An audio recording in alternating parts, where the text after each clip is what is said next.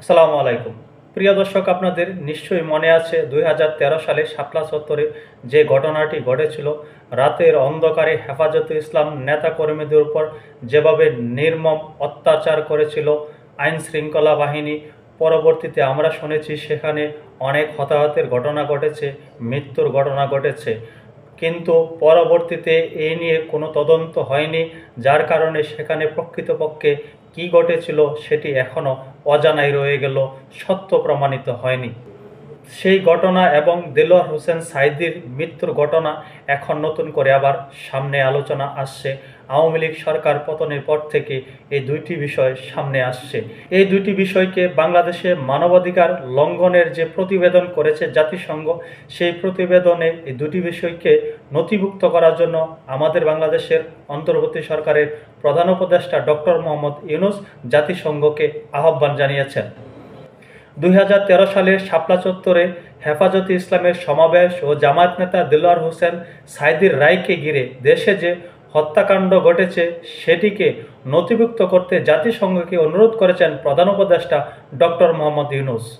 একই সঙ্গে জুলাই ও আগস্টের আন্দোলনের সঙ্গে সম্পৃক্ত মানবাধিকার লঙ্ঘন নিয়ে প্রতিবেদনের জন্য জাতিসংঘকে ধন্যবাদ জানান তিনি।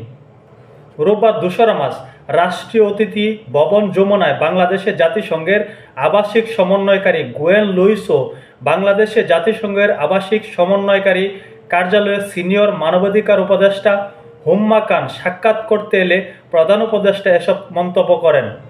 এ সময় ডক্টর মোহাম্মদ ইউনূস বছরের পর বছর ধরে বিচার বহির্ভূত হত্যাকাণ্ড সহ ক্ষমতাচ্যুত প্রধানমন্ত্রী শেখ হাসিনার আমলে সংগঠিত সব নৃশংসতা নথিভুক্ত করার উপর জোর দেন।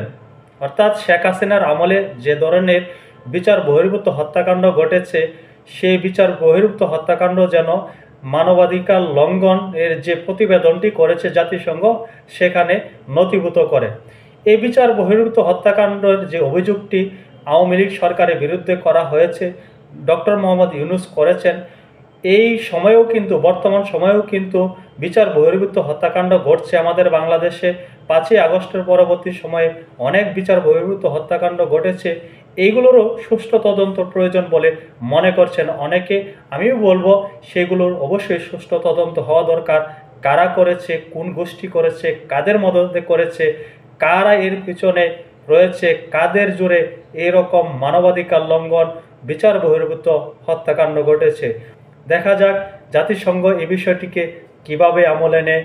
অন্যদিকে অনেকেই বলছেন জাতিসংঘ যে ধরনের প্রতিবেদন করেছে, শেখ হাসিনা সরকার জোর প্রয়োগ করেছে নৃশংসভাবে, তার অভিযোগ শেখ হাসিনা সহ আওয়ামী লীগের বড় বড় নেতাকর্মীদেরকে দোষারোপ করেছে জাতিসংঘ। অনেকেই বলছেন এতে শেখ হাসিনার রাজনীতি জীবনের পরিসমাপ্তি ঘটেছে, শেখ হাসিনার রাজনীতির জীবনের কফিনের শেষ প্যারাগ মেরে দিয়েছে জাতিসংঘ। এখন যদি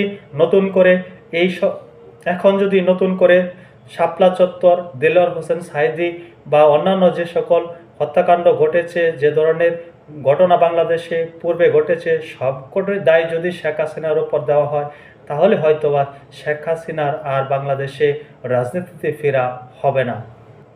দেখা যাক কে হাসে বিজয়ের হাসি। সকলে ভালো থাকবেন। আল্লাহ হাফেজ।